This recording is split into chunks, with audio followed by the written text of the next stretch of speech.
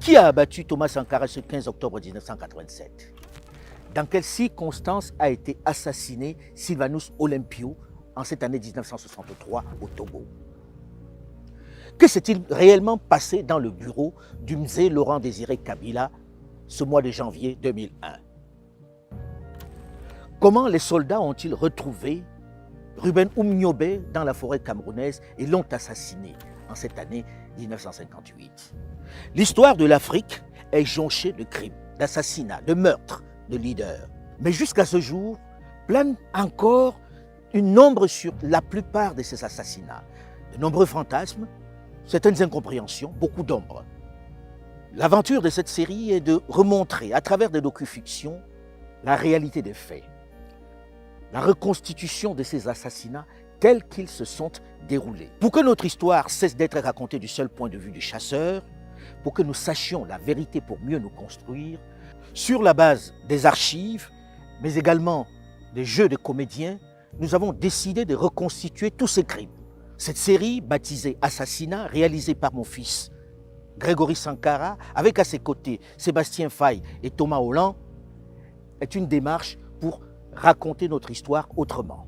Voici la première de cette série, l'assassinat de Patrice Emery Lumumba.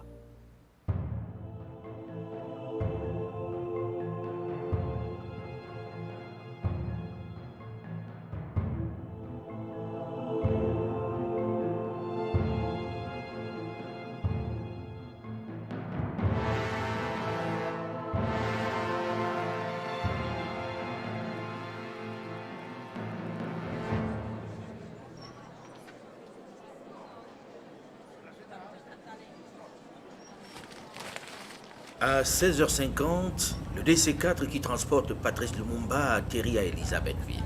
Frappé et torturé dans l'avion, Lumumba en sort mourant. Ils ont été violentés, torturés pendant les 2 heures de vol. Ils arrivent ensanglantés. Malgré leur état, les prisonniers sont frappés puis jetés dans une jeep pour une destination inconnue.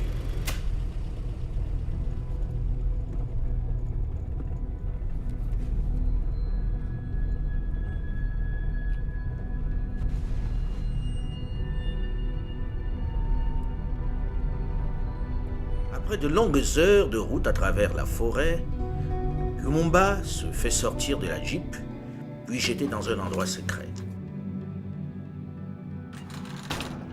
Dans un cachot insalubre gardé par de nombreux soldats. Si on l'a conduit jusqu'ici dans le plus grand secret, ce n'est pas pour le libérer.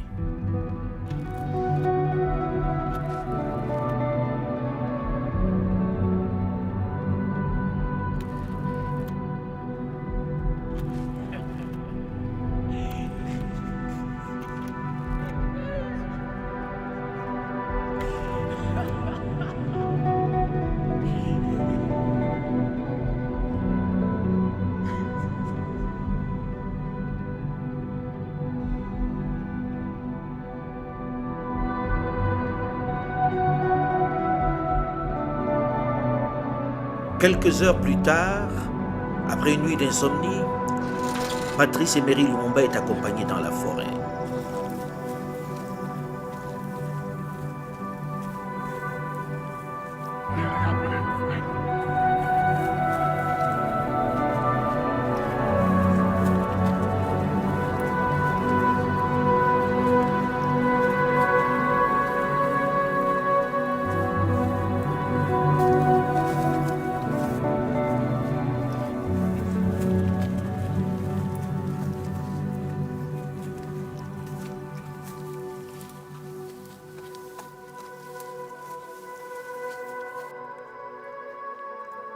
Une fois arrivé sur le site, il se rend compte que ses 2 collaborateurs, Maurice Mpolo, qui avait cumulé les fonctions de ministre de la Jeunesse et des Sports et chef d'état-major, et Joseph Okito, bref vice-président du Sénat, ont eux aussi été traînés sur place.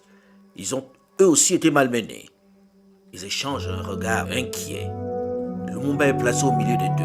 Derrière eux, une fosse fraîchement creusée. La première salve est pour Maurice Mpolo qui s'effondre. La seconde est pour Joseph Okito. Le but était de faire voir à Patrice Lumumba le sort qui l'attendait. Enfin, La dernière salve vient abattre Patrice Lumumba. Il s'effondre.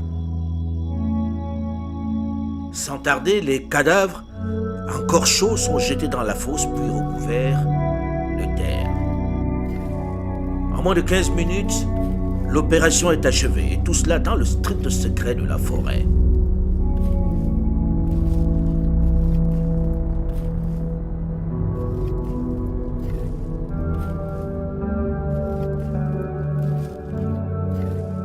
Voici tout d'abord un aperçu de nos principales informations. Le traître Lumumba et ses codétenus Okito et Mpolo se sont évadés la nuit dernière de leur lieu de détention au Katanga.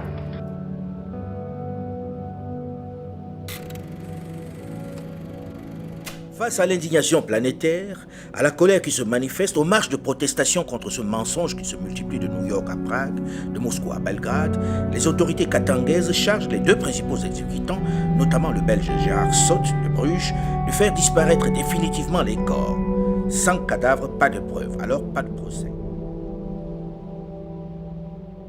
Accompagné de son frère et de 4 militaires équipés de scie à métaux, il découpe les corps et les plonge dans un fût d'acide sulfurique pour les dissoudre. Comme trophée de guerre, Gérard Sot va garder 2 dents de Patrice Lumumba. Bien qu'il n'ait pas vécu vieux, Patrice Emery Lumumba aura durablement marqué l'histoire de son pays et celle de l'Afrique tout entière, puisqu'après sa disparition, son exemple, son audace et son courage ont inspiré de nombreux intellectuels africains. Comme l'a dit Jean-Paul Sartre, après sa mort, Patrice Lumumba a cessé d'être une personne. Il est devenu l'incarnation de l'Afrique.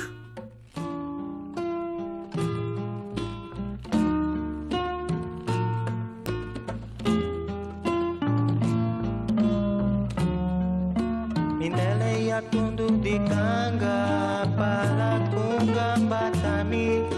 Mindele ya tundu dikanga.